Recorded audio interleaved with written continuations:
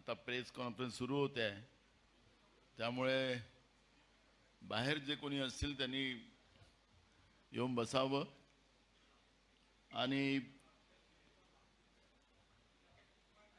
महाविकास आघाडीच्या या महत्त्वपूर्ण पत्रकार परिषदेच्या निमित्तानं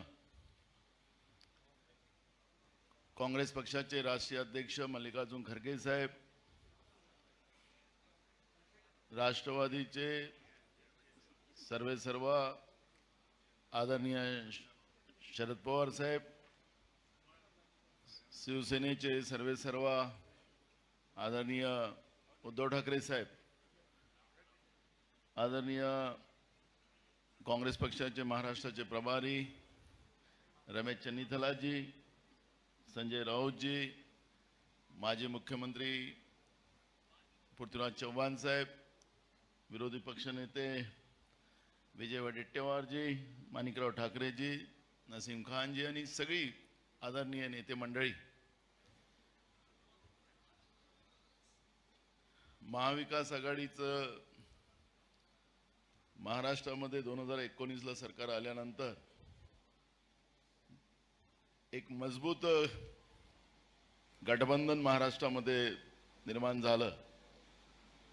अनेक वार महाविकास आघाडीवर केंद्रातल्या तानाशाह सरकारच्या मदतीनं झालं, पण त्याला सगळ्यांना जनतेची लढाई लढून आम्ही उत्तर देत राहिलो आणि आता आज निवडणुकीचा महाराष्ट्रातला हा शेवटचा टप्पा, आज 5 वाजता प्रचार थांबणार आहे आणि आतापर्यंतच्या 4 फेजमध्ये झालेल्या निवडणुका आणि उद्या होणाऱ्या निवडणुकीलाही सुद्धा महाविकास आघाडीलाच महाराष्ट्राच्या जनतेचा मोठा पाठिंबा आहे असं चित्र आपण पाहतो आहे।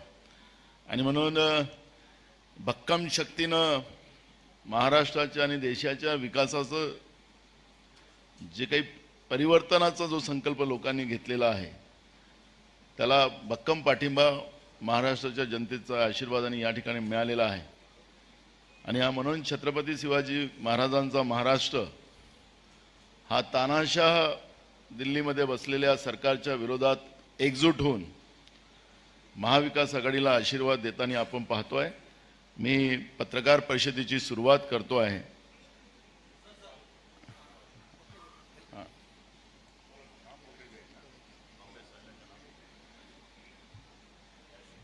आदरणीय संजय राऊतजी मल्लिकार्जुन खरगे साहेबांचं पुष्पगुच्छ देऊन त्यांचं स्वागत करतील।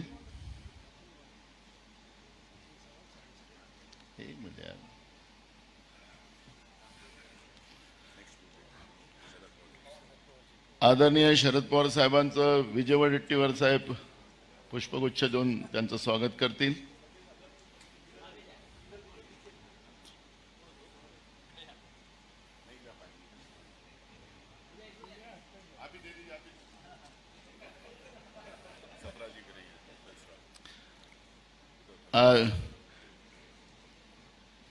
चरण सिंग सप्राजी आदरणीय उद्धव ठाकरे साहेबांचं स्वागत करतील। Sir thank you. आदरणीय खरगे साहेब आपल्याला आता पत्रकार परिषदेची सुरुवात करतील। आमचे मित्र मधु कांबळे साहेब, तुम्ही सुरू करा, प्रश्न खरगे साहेबांना विचारू शकता। माईक आहे का त्यांच्याजवळ?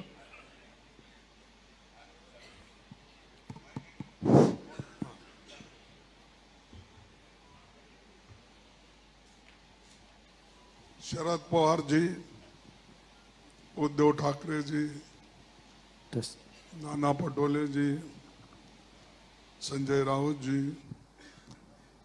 और तमाम हमारे इस मंच पे बैठे हुए सभी लीडर्स और मेरे पत्रकार बंधु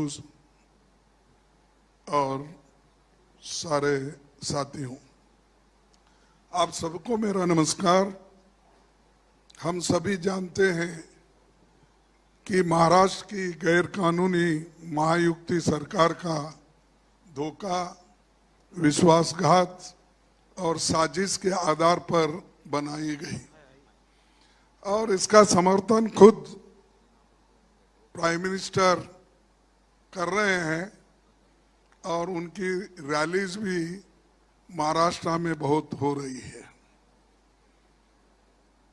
और वो कहीं भी जाते हैं तो लोगों के बीच में दरार पैदा करने की कोशिश करते हैं और हमेशा समाज को तोड़ने की बात करते हैं। तो ये जो देश के लिए उन्होंने एक गलत तरीके से अपना विचार रख के लोगों को जो भड़काने का काम कर रहे हैं, शायद कोई प्राइम मिनिस्टर ऐसा भड़काने का काम नहीं किया होगा। मैं भी 53 साल से पॉलिटिक्स में हूँ, एमएलए बन के और एमपी राज्यसभा बन के मेरे भी 53 साल हो गए।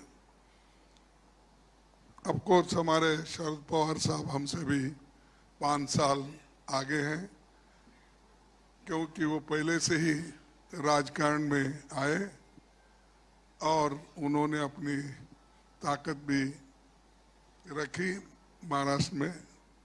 साथ ही साथ उद्धव ठाकरे जी भी जब आए तब से वो भी पॉलिटिक्स में टिक के रहे हैं।